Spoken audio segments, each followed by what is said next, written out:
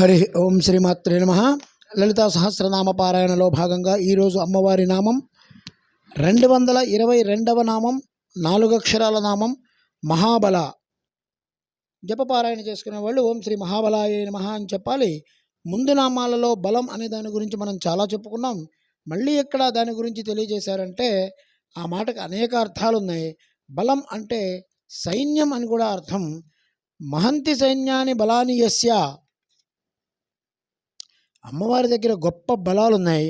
ఆ బలాలు ఏంటంటే భండాసుర వధోద్యుక్త శక్తిసేనా సమన్విత, భండపుత్ర వధోద్యుక్త శక్తి విక్రమహర్షిత అని చెప్పినప్పుడు అమ్మ లెక్కలేని సైన్యాలన్నీ కూడా శ్రీచక్రం నిండా నిండి ఉన్నాయి. ఇన్ని సైన్యాలు పెట్టుకొని బిందువులో ఆవిడ కూర్చొని ఉంది.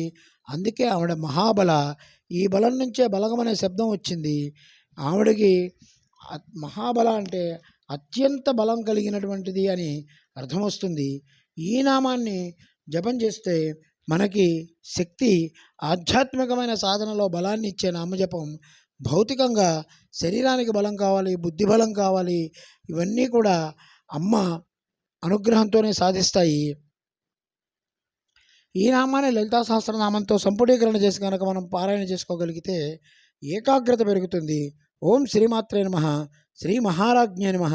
శ్రీమత్సింహాసనేశ్వర్యే నమః.